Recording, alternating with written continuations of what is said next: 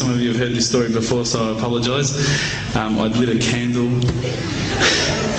I had the window open, I had the curtains drawn, I was trying to get that really spiritual feeling. It was a nice summer night in Melbourne, as summer as it can get in Melbourne, and I was sitting there thinking, this is it, this is the night. I'd been, investigating all the spiritual proofs, all the scientific proofs about the fact that the mountains are the pegs, about, how the embryo develops inside, the woman, all these amazing proofs, but I still needed that little push. It's like I was on the edge of a cliff, I was ready to jump, I just needed a push. So I was sitting there, it was very quiet. I was reading Quran, and I stopped. I said, Allah, this is my moment. This is the time I'm about to jump into Islam. All I need is just a sign. Just a little sign, nothing huge, maybe a bolt of lightning. Maybe half the house could fall down or something, just small. It's small for you, man. You created the earth, come on. So I sat there. I was waiting for the candle to start lighting up to 4 metres high like in the movies. And I go, okay, go. And subhanAllah, nothing. Absolutely nothing happened. I was really disappointed, to be honest. So I sat there and I said, Allah, this is your chance. I'm here. I'm not going nowhere. I'll give you another chance. Okay, maybe you were busy. I know it's daytime over the other side of the world. There's a whole lot of stuff going on. Maybe this time it could just be like a car backfiring. Something small. All right, half the house, the candle. Let's forget that. A bird could fart outside. I don't care. Just anything. So I said, okay, go. And subhanAllah, absolutely nothing happened. And I mean, I couldn't have even said, oh, that was it. That creak just then in the wall, that was it. Absolutely nothing happened. I was really disappointed. I was gutted. I was sitting there thinking, this is it, this was my last chance, Islam, and I haven't found it. I pulled back the Quran, I turned back to where I was reading.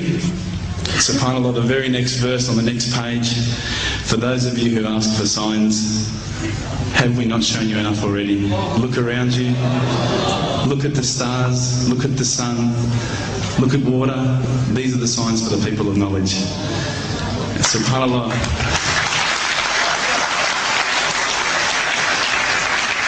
I threw the doona over my head and I pretended I was asleep. I was that scared because I couldn't believe how arrogant I'd been to want my own specific sign when all the signs had been there for me all along.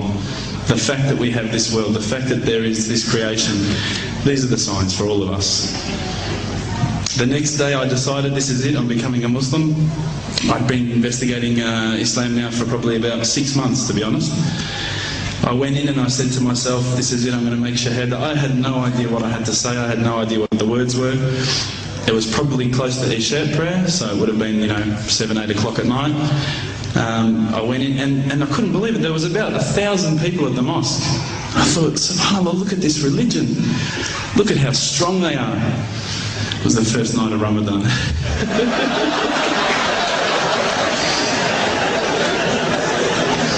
Ramadan Muslims. So I sat there and I was very nervous, I must admit. I got up and this person's going to me, you got to say these words, bro, Ashhadu. I'm going, what? Ash what?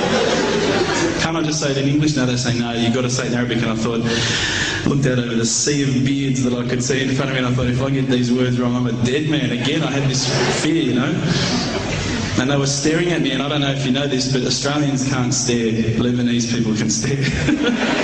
So I was sitting there, I was very scared. I got up, and subhanAllah, as soon as I started to say the words, all fear went out of my mind.